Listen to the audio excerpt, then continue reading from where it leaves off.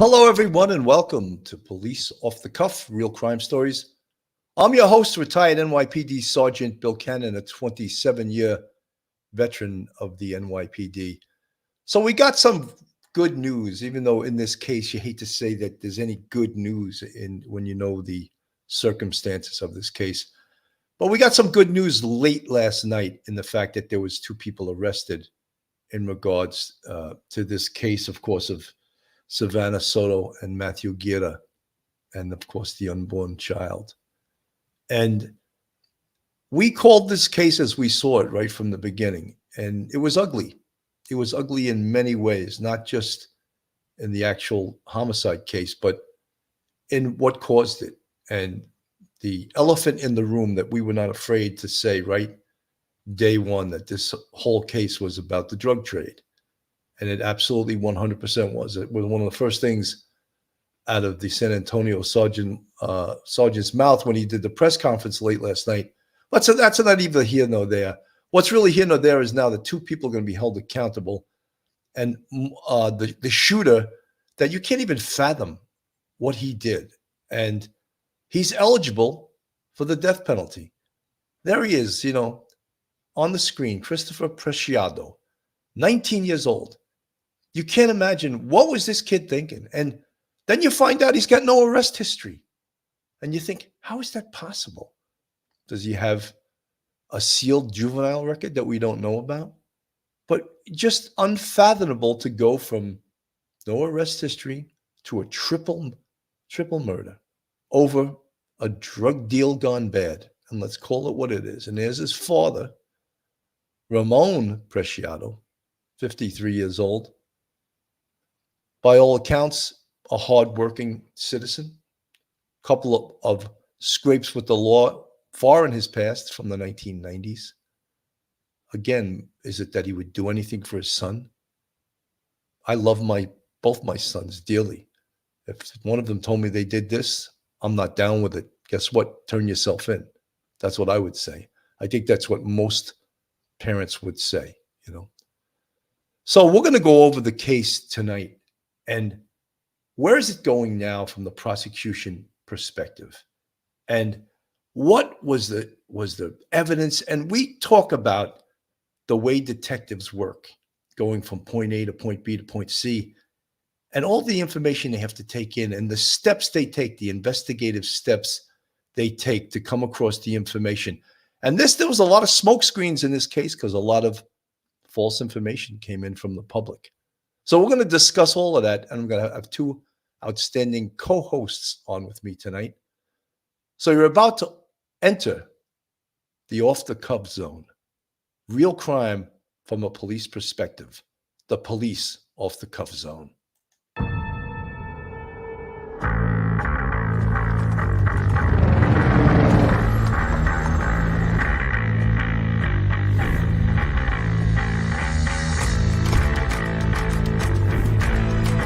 There has to be some common sense. Yes, sir. They have the car stopped in 10th and Ranch Michael by there. We still don't know who pulled the trigger.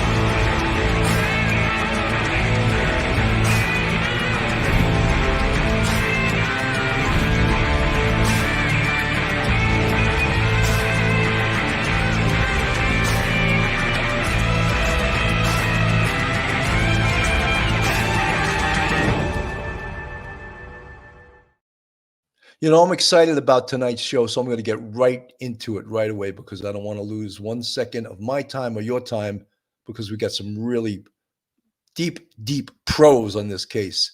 And also from the NYPD, retired NYPD Sergeant, professor at Albertus Magnus College in Connecticut, law degree, all-around good guy, Professor Michael Guerra. How you doing, Mike? Billy, good evening. Good to see you. Welcome, everyone.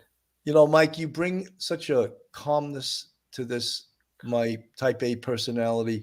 You can keep it a little calmer. The boat's not rocking all the time like it is with me, and I appreciate that. And that's why I love having you on the show. We also have with us, and probably another type A personality. He's all over Brooklyn every single day, driving around, picking up cannolis, numbers run, everything you can imagine. Just kidding. Anyways, a retired NYPD detective, real experienced investigator, straight out of Brooklyn, Phil Grimaldi. Phil, How you welcome. doing, Billy? How you doing, Mike? And last night I was being very calm. I was keeping myself in check, trying to mimic Sergeant Geary, and but tonight I'm out of control. Yeah, I know. I wish I could be more like Mike, but that's not my personality. I'm fired up tonight, Billy. Someone dropped me as a child, or something happened. I don't know what happened, but I have this need to always be moving. Anyway, the great thing is that, of course, there's an arrest. Now, Phil, one of the things I want to go to, and we have the arrest affidavit. I'm going to pull it up on the screen. But one of the things I want to talk about, because not a lot of people know this, when detectives interview people, and of course, before they interview someone that is under arrest, they must read Miranda warnings. You have the right to remain silent, blah, blah, blah, blah, blah. You hear it on every episode of Law and Order ad nauseum. I haven't said that in a long time. But they're always, they have to. And then when they waive their Miranda warnings, then the interview can proceed. Now, one of the things, a detective knows what happened. And he does not let the defendant know that he knows what happened or exactly what the evidence is telling him. So what detectives do is they allow the defendant to lie. Keep lying and lie. Beautiful. Okay, let's take that down. And this takes hours and hours and hours of interview and interrogation. And then after they get that down on paper and they told their lie, now the detective will come back at them and say, look, all you just told me is absolute bullshit. And I'm referring to the shooter in this case, Christopher Prasiado, right? I'm referring to him because he told the detective that Matthew pulled a gun on him and he wrestled it away from him and shot him in self-defense. And then somehow he also shot Savannah. So when we know the physical evidence in this case, that story is absolute garbage. That's a French word for garbage. Phil, talk upon that, please. Oh, Speak I'm so glad you brought up what you brought up, because right out of the box, they knock on the door. The father opens the door and he says to them, I know why you're here. Now, at that point, I'm letting him tell me everything. What do you mean? Why are we here? He's going to give information. So he starts incriminating himself. He starts incriminating his son. At some point, perhaps he gets his rights read to him. As long as he's giving information without me asking him specific questions, I don't have to read him his rights. However, once I think he's in the trick bag as a perpetrator, boom, that's when I'm going to read him his rights. With regard to the son, Christopher, they probably listened to his story and maybe he came out with a bunch of lies, like you said. And I'm going to take it all in, write it down, let him keep talking, go over it a few times, make sure that he repeats the same things over and over. Now that I know that he's made some lies, then I'm going to hit him with, I know you're lying, you're facing 2 25 to life sentences, possibly the death penalty, or perhaps 3 life sentences based on the pregnant female. And again, we know by the physical evidence, like you said, Billy, I'm so glad you pointed that out. He's going to put himself in a trick bag for saying, oh, it was an accident. I was there. I fired the shot. But it's not. Well, it's something that we call a self-serving statement. He makes a statement that puts him in it as wrestling the gun, and it accidentally went off and killed 2 people, and one of them being a pregnant female. But that's good enough to put him in the trick bag that he makes that statement. He's now got to face that down in court. That's exactly how I would have done it. Well, but Phil, you're forgetting one thing, right? You're forgetting one thing. You let him tell his lies. You let him, and one of the things is you say, well, when you shot him, how far away was the gun from his head? Right. The contact wound. You know he's not going to say he stuck it right up, because that goes against his entire story. Well, what I would do is I would let him tell the story, and you're right about that. I would say, well, without saying, how far away was the gun from his head? Well, you had the gun in your hand. Where was he? Was he 2 feet away, 10 feet away, 5? And let him put himself in the trick bag for exactly how far away he was. Now, it sounds like if it's a wrestling match, it's going to be fairly close. But if it's a contact wound where the gun was very close to the head, he's going to articulate it was, 2-3 feet away. And I think that the physical evidence will now be brought in at trial and be able to impeach what he just told the 2 detectives or whoever it was in the room that he was speaking to. Well, Phil, even though I'm no crime scene guy, anything under 18 inches away is going to produce stippling. Yes. Which is little pieces of gunpowder that'll be seen on the skin. That is scientific. That will tell the investigator, tell the ballistics expert, tell the scientist he was within 18 inches. And even closer, it leaves a different I was pattern just going to say that. on the skin. And if it's held up against, it does something called tattooing. It Just gonna actually bring leaves that a tattoo of the barrel of the gun on the skin because, folks, when someone fires a gun, out of the end of the barrel, if you haven't fired a gun, you haven't seen anyone, is fire. Actual flame comes out of the barrel of the gun. So what do you think is going to happen when it's held against someone's skin? It's going to burn a tattoo into their skin and then add gunpowder into that. And you have what's called tattooing and a close contact wound with gunshot residue. Professor Mike, I know you're sitting Wait, there. let me just add something, Billy, please. I Go know I ahead. just want to Go add one ahead. thing Go before ahead. Mike. I don't want to cut you off, Mike, but Bill, you made that point about the close contact wound. It usually leaves a circular pattern, the barrel, course of the flame, and sometimes if it's close, gases will go underneath the person. If it's a head wound, it'll go under the skin and leave, which you said too, some tattooing and residue of gunpowder and different things of that nature. But this is where the crime scene, the medical examiner comes in and can tell you, no way that gun was fired from 3 feet away. That was a close contact wound, very close within inches or right up to the person's head. Or So then with his statement, Phil, and what I'm really trying to get at for the people that are listening, his statement really, he supplied the rope that will hang him. exactly. And Mike, I'm going to let you go because you're the attorney, you're the criminal justice professor, and I know you're sitting there impatiently ready to go. Yeah, Billy, the police did this right. Going to the location because they got the Chevy Silverado license plate. They know who it belonged to. They know some Charlie Chan Drive because they know that also because Soto, she did a search for Charlie Chan Drive on her cell phone, which that was fabulous. They go there and they're pretty much divided in by the father. He's not dragged forcibly into the back of an RMP and driven to the precinct. He's not handcuffed to a chair. They did it properly right near his own home. He seemed to, from what we can see from the affidavit, the affiant states that it seemed to be the father knew when he opened that door, he saw the detectives, he knew what was going on. He knew what time of day it was. He invited them in and he started talking, about, as Phil would say, you know why I'm here. Why do you think I'm here? That sort of thing. They did it really, really well. And then they got the affidavit signed by a judge. Kudos to San Antonio detectives for doing it like textbook. Really good. Thumbs up to the San Antonio homicide detectives. Fabulous. Mike, they did a fantastic job. And I would just like to say also, when we're in homicide, when I worked with all experienced detectives, they were all fantastic. Some guys were more talented in some areas than others, and others were better at some things than others. But we all knew when we picked up a perp and we brought him in voluntarily. In essence, he did not have handcuffs on. Was he free to go? He wasn't under arrest, right? So we would drive him into the precinct, and he was a suspect in a murder, or in this case, I'm thinking of a double murder.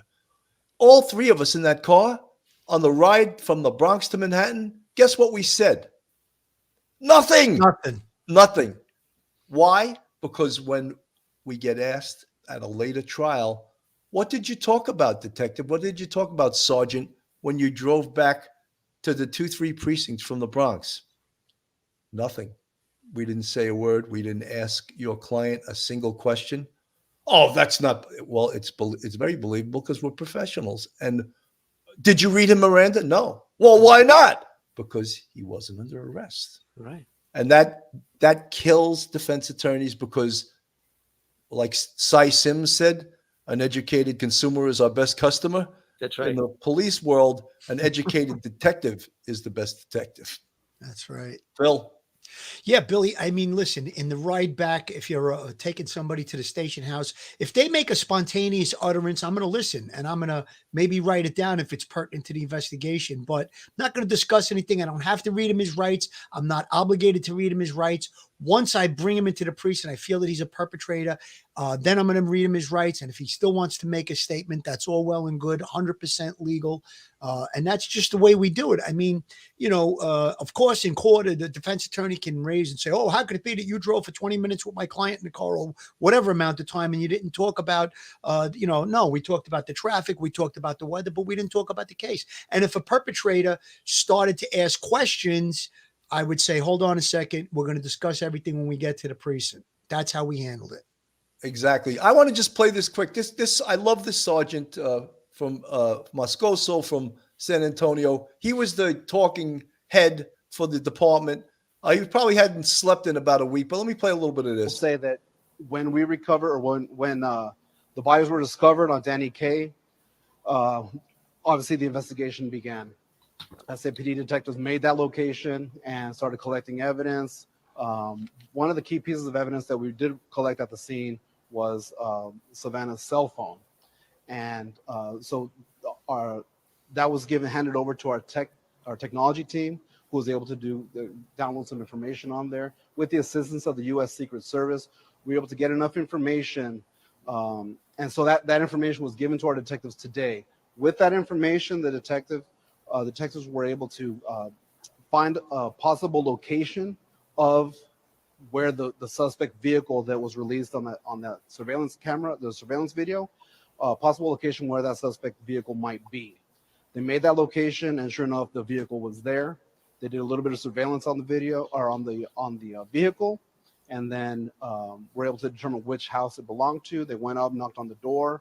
The first gentleman, the first individual, the father answered the door. He knew why the police were there. Was cooperated fully with the investigation. We're right here to headquarters, and our detectives were able to start interviewing both the son and the father. Again, they were both at the home. They were both brought down here, and the interrogations began.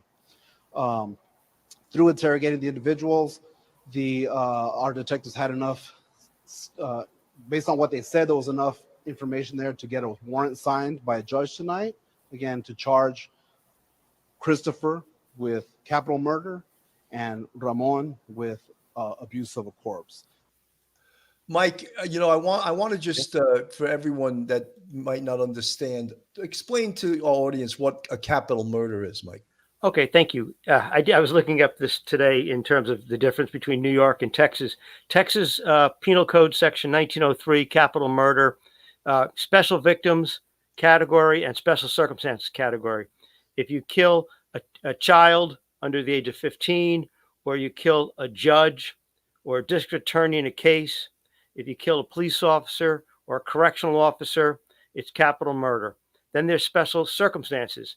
If you kill during the commission of a felony, if you kill during a commission of escape from a correctional facility, if you kill while you're in prison for murder, or you commit multiple murders, that's a special circumstance, and that calls for the death penalty. And in the affidavit, that's how they list it at the very end of the affidavit. The affiant says that he intentionally caused the death of multiple persons in violation of Texas Penal Code.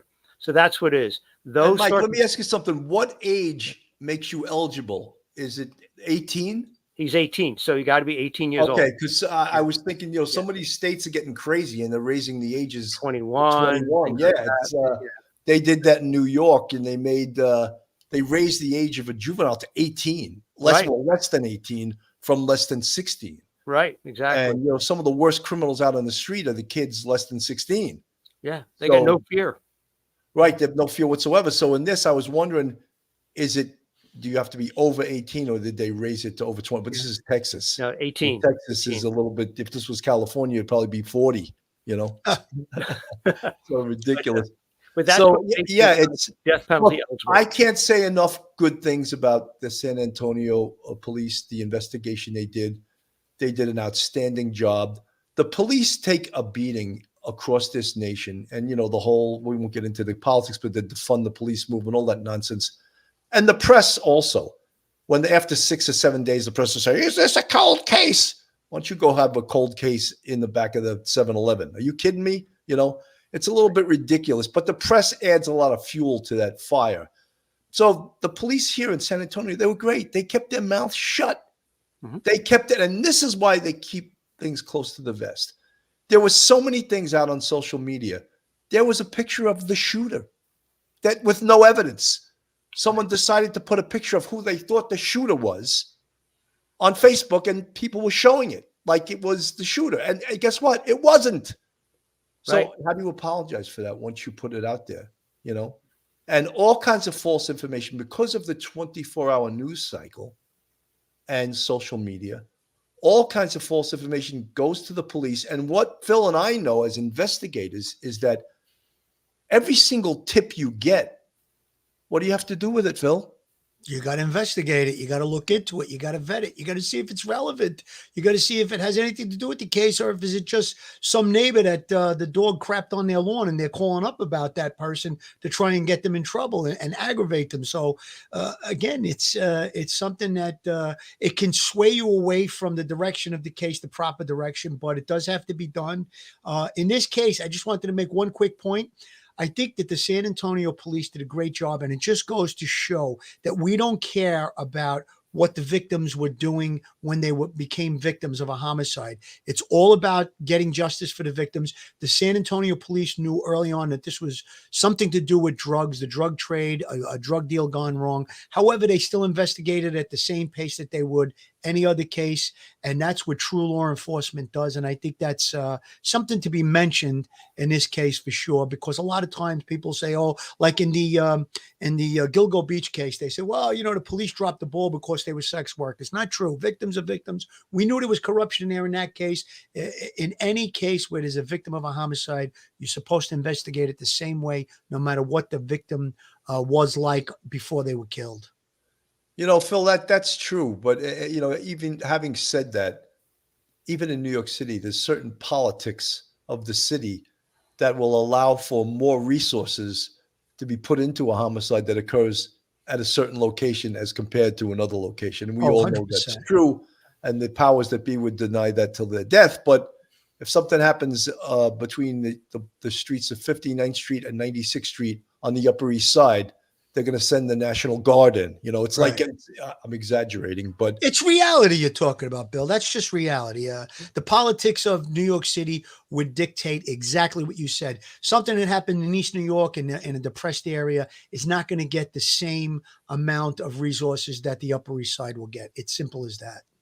You know, they just put out an arrest affidavit, and it's 6 pages long.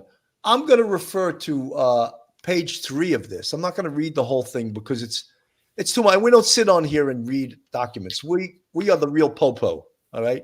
And we know what happens in these cases. We could talk off the top of our head. We don't need to sit here and read documents. But in this case, I'm gonna put some of it on the screen because so many people have seen this document and they're sort of enthralled by it. It's on this. Let me see if I gotta get it a little bit bigger there, so an old man like me can read the damn thing. Let's see. I don't know if it's all right.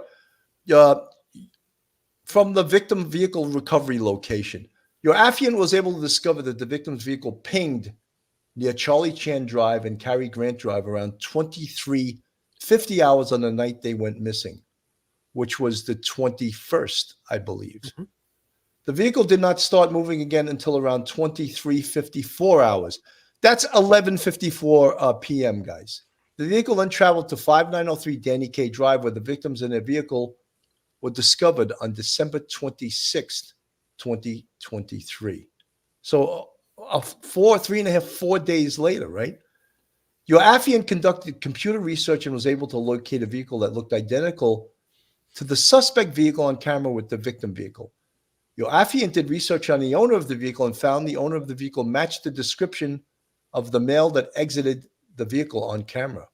Homicide detectives went to vehicle location listed above and found the listed vehicle at the location while at the residence on Charlie Chan. A person identified as Ramon Presciado reported knowing why the San Antonio Police Department was at his residence.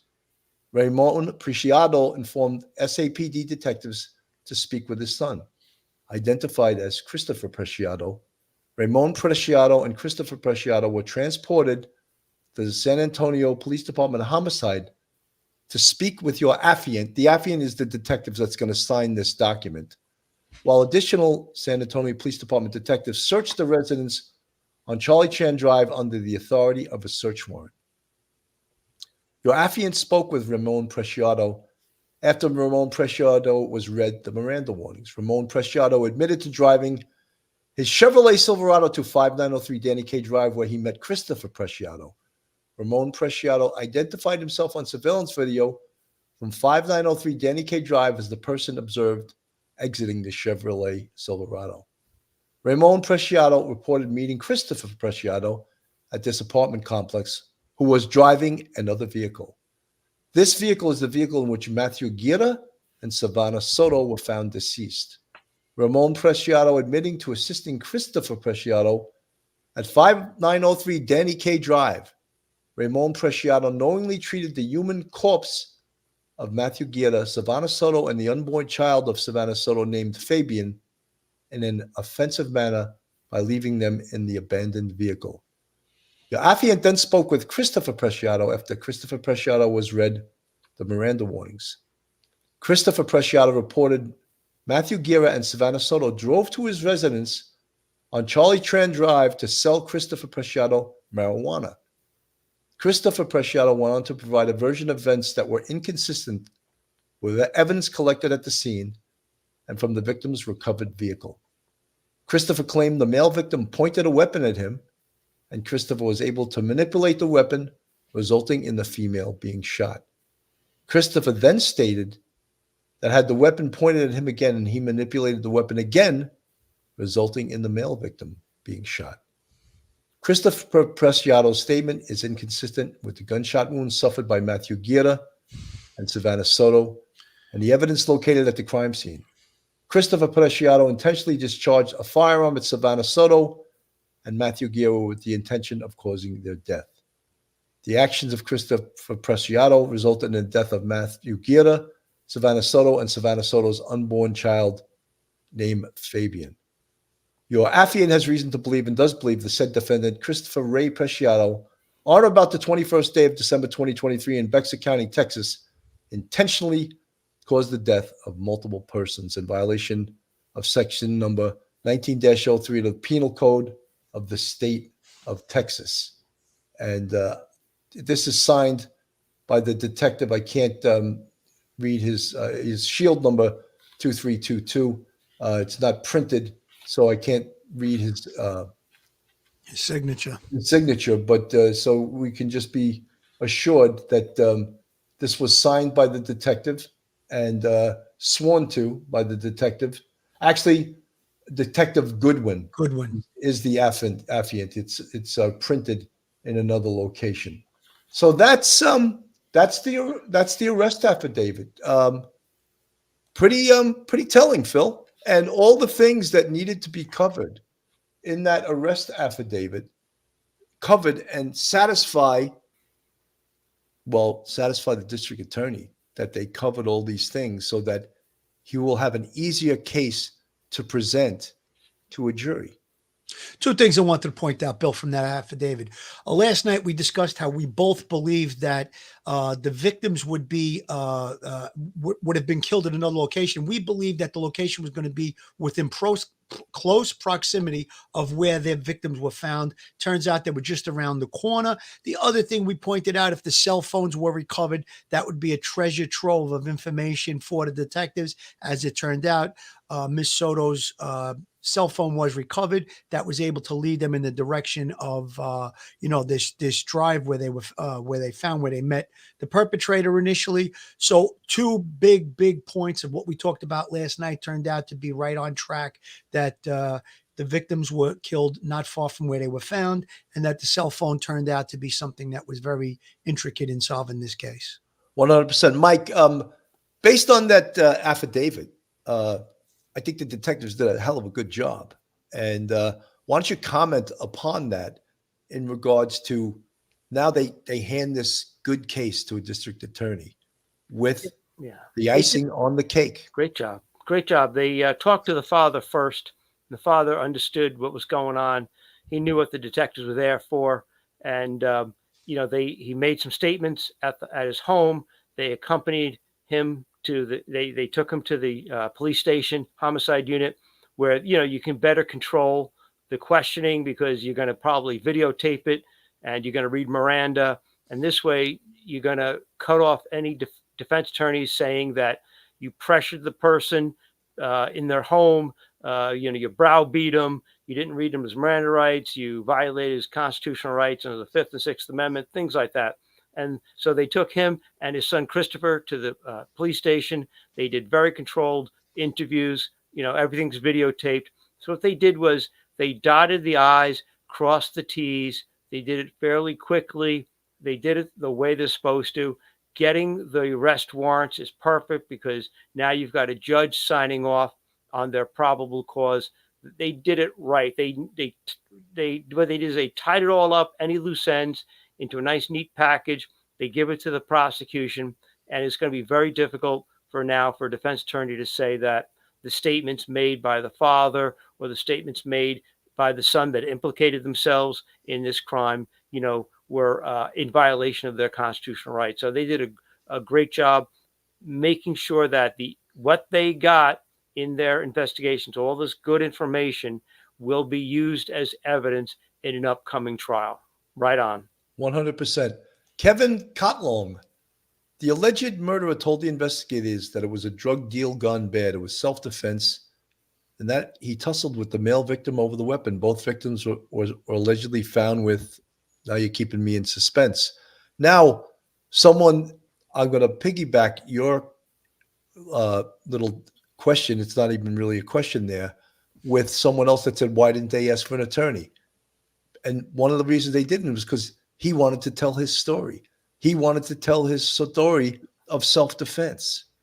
So in telling his story of self-defense, he implicated himself tremendously because the self-defense story is absolute 100% bullshit based on science, not on the fact that the detectives don't believe him. It's improbable, based on the science of ballistics.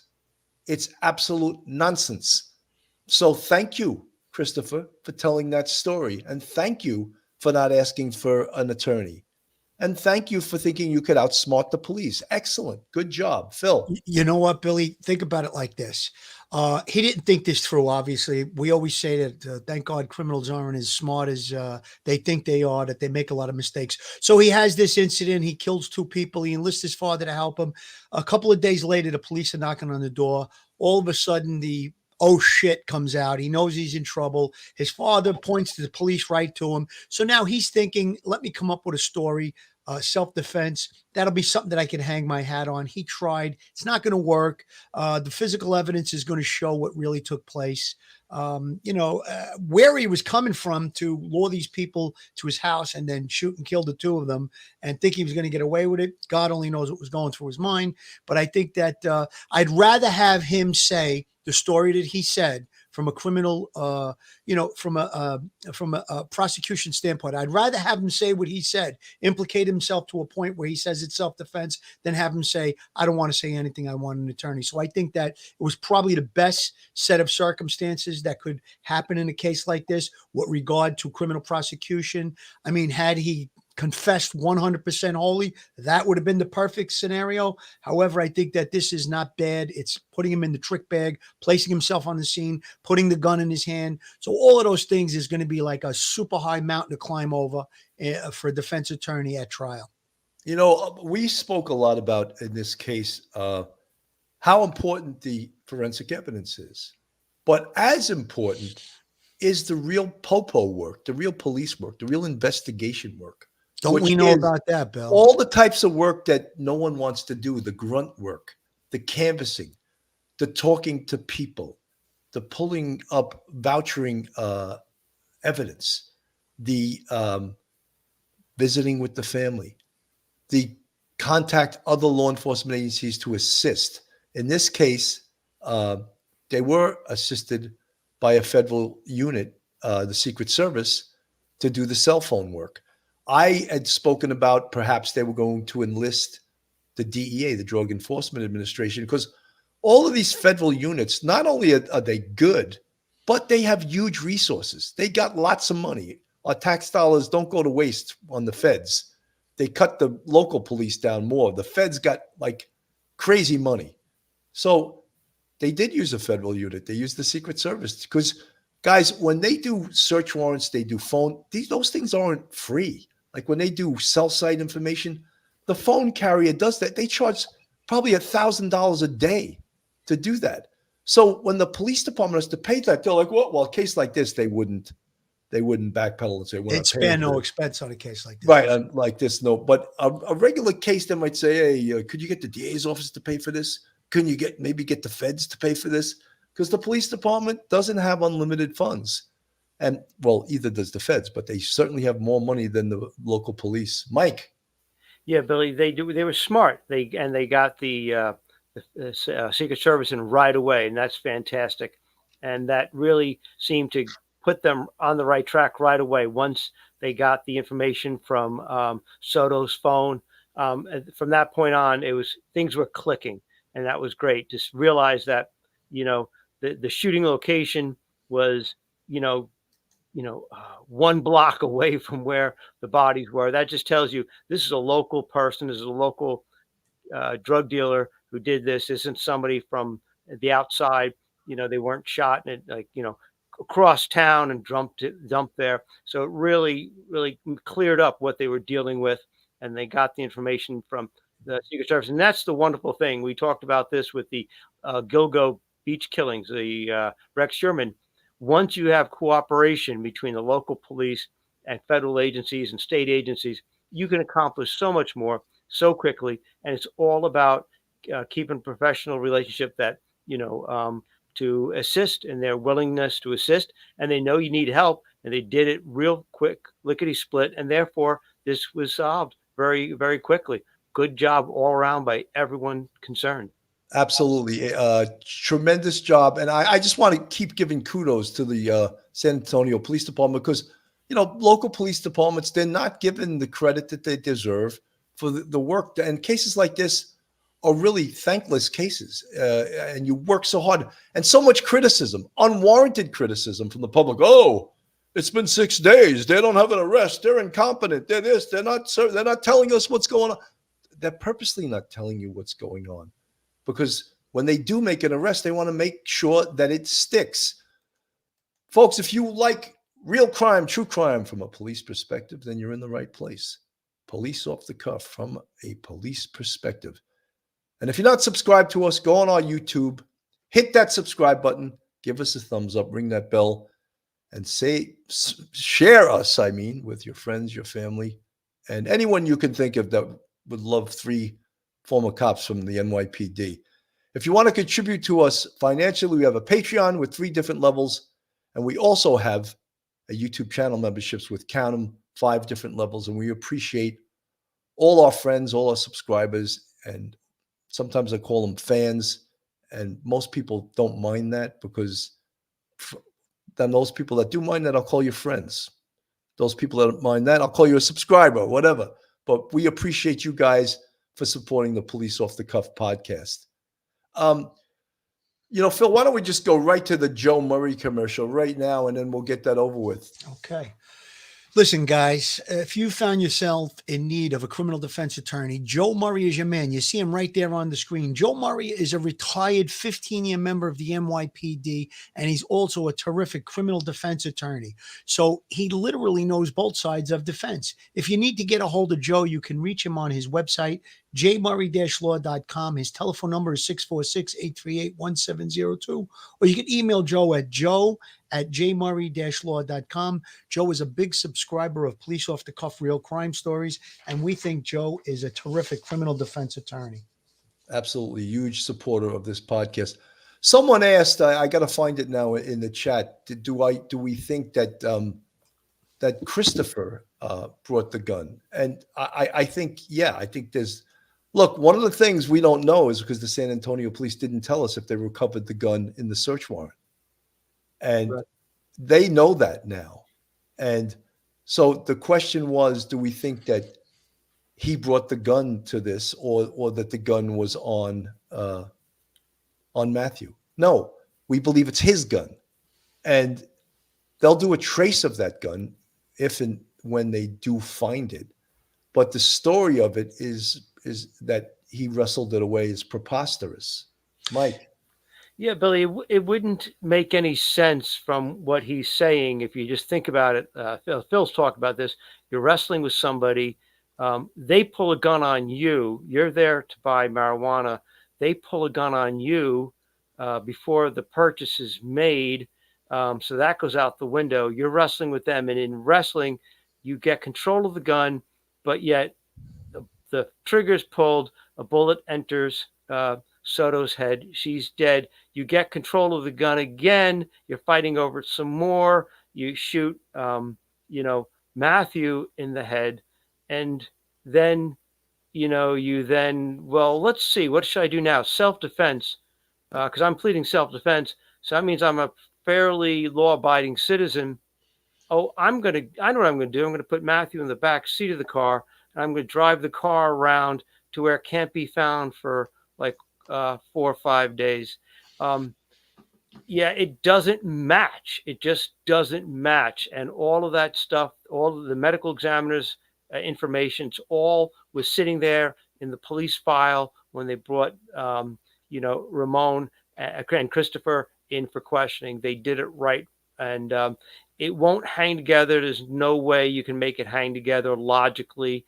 Any jury's going to look at that and say, they will have heard from the medical examiner in the very beginning of the case, and this ever goes to trial, and by the time Christopher ever gets up on the stand and wants to talk about self-defense, they're not going to believe any of it. No, absolutely not. Bill, someone can I asked give a my question, opinion on something, Bill? Mike, Phil, let me just say this because I'll forget. Okay. Someone in the chat asked, so was the car dumped on the 21st? And if you look at the arrest affidavit, Yes. practically, yeah, for 4 minutes. 23:59 hours at 2400 or 0001 hours, it would be the 22nd. So yes, the 21st, but almost the clock strikes 12 would be the 22nd. Go ahead, Phil. Or else What I was going to say was, here's my opinion of what I think happened. Now, don't forget, he was flashing that 7-inch stack of cash on the internet. Perhaps this was a robbery gone awry. He lured him there to buy marijuana, sticks a gun in the face. I'm not giving you nothing. He maybe stands up to him. Things may have gotten physical. There may have been some type of struggle, and he winds up killing both of those people. He panics, doesn't know what to do. He calls his father. They take the vehicle around the other side of the building there, just a very short distance away.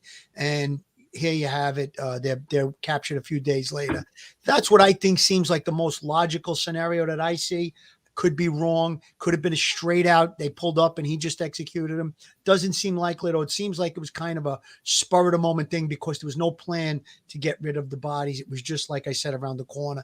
That's what it seems like to me. And we do know, because we had the picture of this young man flashing wads of cash on Instagram, and perhaps this guy didn't have a lot of money, a little jealousy. I'm going to rob him, and it just didn't go bad. I mean, it didn't go good. It went bad. Yeah, I think that the most common scenario here was a drug rip, and was Matthew actually, as rumored, was he taking orders over social media? Well, people ordering from him, and was he delivering it to them? That's pretty damn dangerous to do something like that. To meet someone who you don't know. And in the drug trade, it's like asking to be killed, and when people talk about marijuana also, people act as if marijuana is the drug that there's no problems with. In my days in the homicide, there was a lot of violence associated with the marijuana trade. And Absolutely. I know in most places now it's legal to a certain extent, but there's still an illegal marijuana trade out there.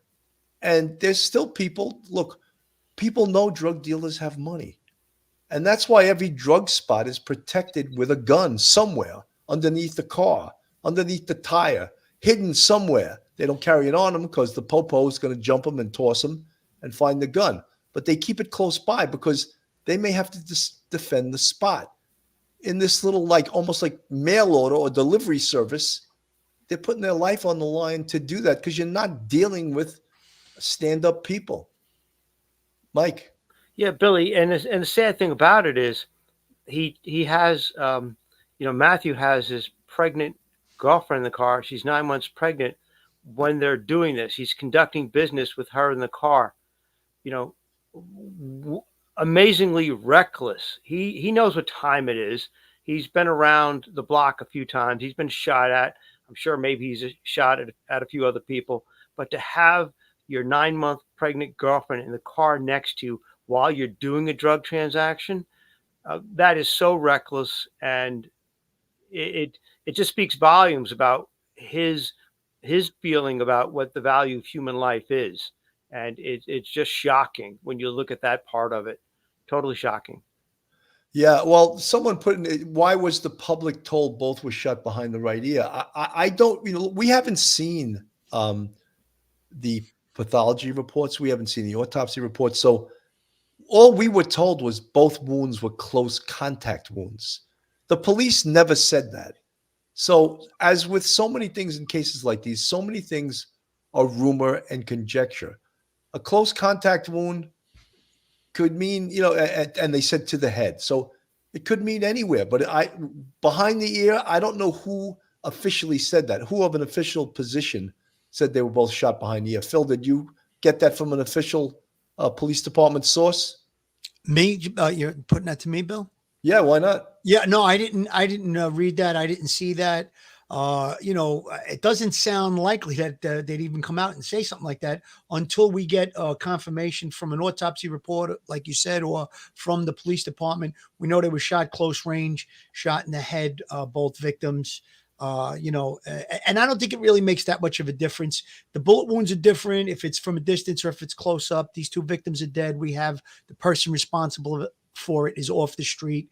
I think that community probably can rest a little easier. I don't think there's going to be any comfort for the families of these victims. They still lost their loved ones, but I think that the community at large will just be a little bit more at ease knowing that this person is off the streets that would do such a heinous thing. Absolutely. Has been a huge break in the case of the murders of soon-to-be parents Savannah Soto, her unborn baby Fabian, and the baby's father, Matthew Guerra. San Antonio police arresting a teenager and his father in connection with those crimes. News 4's Christina De Leon joins us now with details on the case and how police found the suspects. Christina, good morning. Good morning, David. Good morning, everyone. Police say it was Savannah's cell phone that actually led to the big break. They were able to find it at the scene, and with the help of Secret Service, it actually led to the information that led them ultimately to their suspects. Police arresting Ramon Presciado for abuse of a corpse. The 53-year-old did not talk to our cameras as he was taken off to jail. He is accused of helping his son dispose of the bodies of Savannah Soto, her unborn son Fabian, and their father Matthew Guerra after they were killed by his son. Now, police also arresting 19-year-old Christopher Prasiado. Police say he is the one who killed the three during a drug deal. Police say they were all murdered on December 21st, just before midnight at another location. They can timeline that because of the medical examiner. Again, December 21st, just before midnight. They were murdered at another location. Then their car was left at the Colinas of Medical Apartments with no relation to anything. They just left their car there with the bodies inside, and that's where they were found days later. On December 28th, police released those surveillance images that we all saw of that truck pulling up next to the missing Kia with the bodies inside in the back of the apartments. And since then, police say they got a number of tips with information. There was a lot of misinformation out there. These two individuals are the only suspects that we were looking for. They were arrested. There were many names being thrown around on the internet. Those people had nothing to do with this. We vetted them and everything. They didn't have anything to do with these murderers. So police say with the help of that cell phone information, they were able to track it down to that vehicle that matched the description in the surveillance video. Once they got to their home, they knocked on their door. The father answered. They were able to go downtown, give them statements, answer questions. That was enough to give them a warrant and get the information they needed to make these arrests. Now the district attorney will decide on more charges against the pair since there was a death of an unborn child. But for now, the father and son remain behind bars. I did some checking. Their bonds have not been set just yet. They're waiting to see a magistrate judge. And again, we're going to continue to follow the story, let you know. You know, Mike, I never heard of that charge before. Abuse of a corpse. Have you ever heard that in New York? Oh yeah, we have something called concealing a corpse. I've only heard of it once, and that was in my old precinct. Uh, People who are immigrants to the United States in the Bronx, one of their loved ones died, and they wrapped them up and they took them to the airport. And you're not supposed to do that. You're supposed to call, the doctor. You're supposed to if they're dead, you're supposed to call the medical examiner's office and things like that. And and they were charged with mishandling the corpse. But it was probably from ignorance of the law rather than anything else. But yeah, in New York, it's a penal law section 195.02. It's an felony, concealing a corpse. In Texas, it's Texas law 4208. If it's a felony if you move a corpse or you carry it away with intent to conceal it. And so therefore, just help the father helping the son move that corpse and from location A to location B is a felony in Texas. Mike, what about unlawful disposal of a human body? I think there's a statute in New York for that too. Unlawful. Yeah, there probably is that too. There's probably administrative codes on that too, like administrative code stuff. Yeah, it's I've only dealt with it just once, and that was like long time ago in the Bronx. But every once in a while you get something like this, but not too often at all. We had it once when there was a victim who had overdosed on drugs and they didn't know what to do with the body, and they took the body and they brought it to another location. They were charged with unlawful disposal, I believe, of the human body. Yeah. Courtney on the screen. Hi, Bill. Did anyone hear gunshots or see anything? Courtney, the timeline on the arrest affidavit is pretty damn tight. Mm-hmm. So they're using something that's giving them that timeline. Is it in fact the cell phone? Marry the cell phone with the video of when the car first appeared on the scene? Like you say, I don't know. There's been no reports from the police that someone heard gunshots at the location where the homicide took place at such and such a time. I don't know that. Could there be? A lot of these places have that technology called Shot Spotter, which is exact. It's like a computer thing with microphones and cameras set up at the locations where the shootings are most prevalent. Could they have that? The police could have it. Guess what? They're keeping it close to the vest. If they have that, as I said, this is an awfully tight timeline. Very tight, because 23:59, the body's dropped there. One more minute, it's the next day. So they have it very tight there, Phil.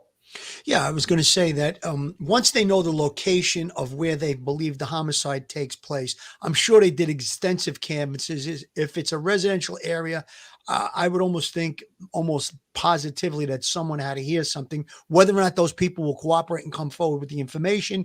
If gunshots are fired out in the street into a car, that's the way it seems to me that, that the victims pulled up to the location and then some kind of interaction takes place and then the shots are fired. Somebody had to hear it is the point. Whether or not they're going to come forward, I'm sure the detectives are all over that area canvassing. And all we're looking for is somebody to say, yeah, at 11:59, I did hear gunshots, or whatever time it was, a little before midnight, whatever they say. Venus Gal, PC law enforcement guy said the murder happened just before midnight on the 21st. Is curious. They seem to know. Because the time they interviewed the perps too. So they're getting the time from them. And also they have the video. So look, the time is a guesstimate unless even the shooter, you think he was checking his watch at the time that he shot them? I doubt it. But Billy, they would show the video of the car at the location, the two people, and they would say, all right, they have the timestamp of that, and they would say, how long was it before you got to this location, to the perpetrator and his father? And if they say it was just 5 or 10 minutes, they narrow it down, and then they're going to have other ways of narrowing it down with cell phone evidence, and perhaps there's GPS on the vehicles, different things of that nature. So that's how I think they're so tight. And maybe there's video evidence at the scene where the murder took place. We didn't think about that. There could be Ring doorbell cameras. My Ring doorbell camera goes off if a school bus passes by. So perhaps there was some type of a camera video system at the location where the murders took place. And then again, if you see flashes on a video, then you know that's when the shots took place, if you have video evidence. Phil, I think your door camera is set up to report that the cannoli man has arrived in the driveway. Listen, as long as he's on time, I don't care. We have to have a little levity here. This is such a serious case.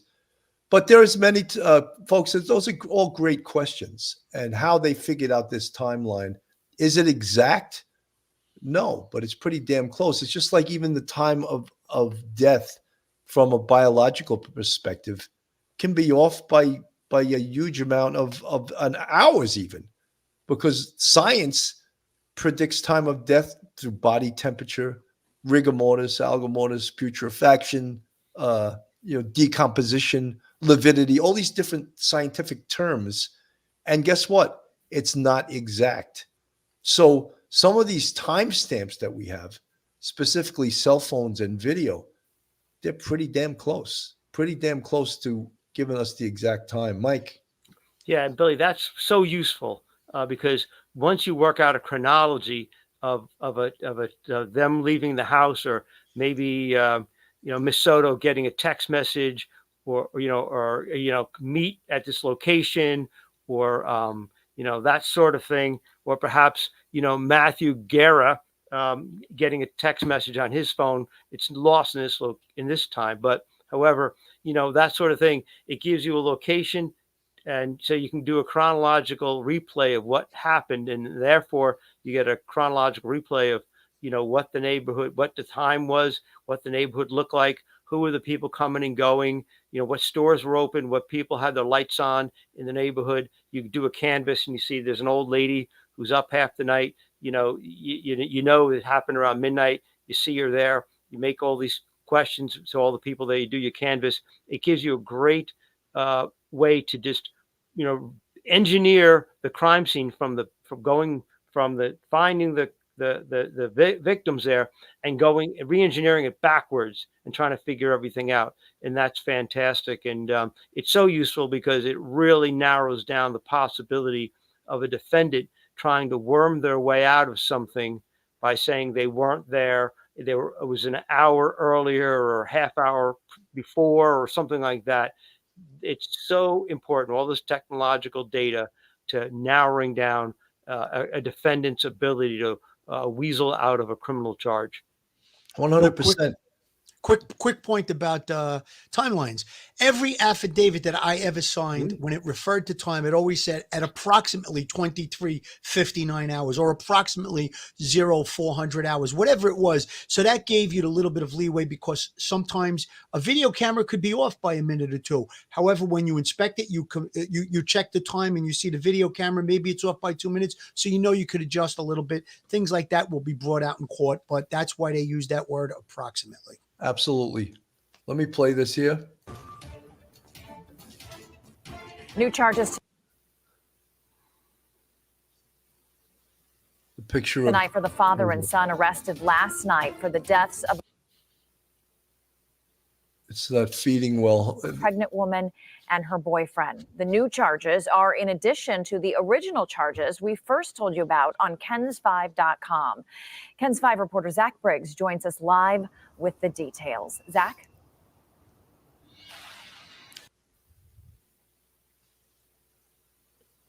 Well, Zach's going to give us the details any minute now, as soon as this thing loads in. And I don't know why it's dragging a little bit. It's dragging a little bit. I may have to pull Zach off the screen if this continues. Christopher Prasiado pulled the trigger with the intent to kill Soto and Guerra, and now both father and son are locked up here at Bexar County Jail. Now, as earlier today, the Prasiados face additional charges. Initially charged with capital murder, Christopher now faces charges of abuse of a corpse and alter, destroy, conceal of a corpse. As for his father, 53-year-old Ramon Presciado, he's charged with abuse of corpse and just added this afternoon, alter, destroy, conceal of a corpse as well. Arresting documents indicate police were able to use Soto's cell phone and that surveillance You know, we had video mentioned this. released last week to pinpoint where the suspects live, just blocks away from the crime scene. Detectives say Ramon answered the door, saying he knew why they were there. Christopher and Ramon were interrogated off-site. According to the arrest affidavit, Ramon admitted to being the person leaving the truck in the surveillance video, interacting with his son, who was in the victim's Kia. He was not there during the commission of the murders. He was there kind of, I guess he was called afterwards to help dispose or help his son. Now it is still unclear where exactly the killings of That's an amazing thing that it's not clear yet where the killings actually occurred. Savannah Soto and Matthew Guerra took place, but we do know from the DA's office that Christopher Prasiado could face an additional count of capital murder, according to Texas law, for the death. So for the death of the unborn child, he could face an additional charge, especially since the unborn child, she was in her 9th month. She was actually late to deliver. She was going to be induced, I think. Yeah, she had to be induced. She was days late. So we could all conjecture about that. I just want to make a couple of points before we say sayonara. Look, in any of these cases, we are absolutely caring people, and we're not heartless, and we feel for these families and we feel for these victims. But we also realize from our police career that when you play in this arena, when you play in the drug arena and you're selling drugs, whatever happens to you is basically, it's going to happen because it's a violent business. And no one makes it past the age of 25 in that business, you know? And if you're going to try to go out in the street and sell drugs, you're not going to live very long. And again, we are sympathetic to the families, the friends, the loved ones of these folks, but it's not something we can just pretend doesn't exist, you know? There's Matthew Guerra's family, and you could see on their faces, of course, they're heartbroken, you know? They're heartbroken. And nothing will bring him back. Nothing will bring Savannah Soto back. But it's the old expression in the Bible. You live by the sword, you die by the sword. Phil, your final words. My final words are this. Obviously, thoughts and prayers for the family, justice for the victims. One thing I wanted to make a point of, it seems a little bit unusual that the perpetrator in this case, Christopher Prasiado, doesn't have a criminal record. Maybe has a youthful offender status that's sealed and we don't know about it. But usually people that are involved in this type of a situation usually have a violent past. This was extreme violence. I was just a little taken back by that. Unusual, but not impossible is what I would say. And I think that going forward, we're just going to hope that there's going to be a trial with convictions. I could see possibly the father being offered some type of a deal to testify with the information that he gave against his son, but I guess that all remains to be seen.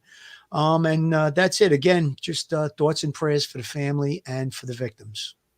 Mike, final words. I think Phil said it right. I want to know what was going on in the head of Christopher when he contacted Soto and Guerra and did this. Was it a cold-blooded hit? Was it really just, I just want to buy some marijuana and things went awry? I really would love to know that part, because it is odd, as Phil said, somebody who's 19 years old, and then the first time that we know of an arrest is for a triple murder. Very, very perplexing. I'd like to know more about that. 100%. Absolutely. Alicia Gallegos, thank you so much for becoming part of the Police Off the Cuff family. Welcome aboard. Any of you folks listening tonight, if you're not subscribed, hit that subscribe button, give us a thumbs up, ring that bell, and share us with your friends and family. We appreciate that. And I think this has been a really good coverage of this case. I'm proud of the work we did on this case. I think we all have that teacher background where we want to explain what we do, and we're proud of what we do and what we've done, and we'd like to share that with you guys. So, folks, thank you so much for tuning in tonight. Have a great night and God bless. Stay safe, everyone. One episode just ain't enough.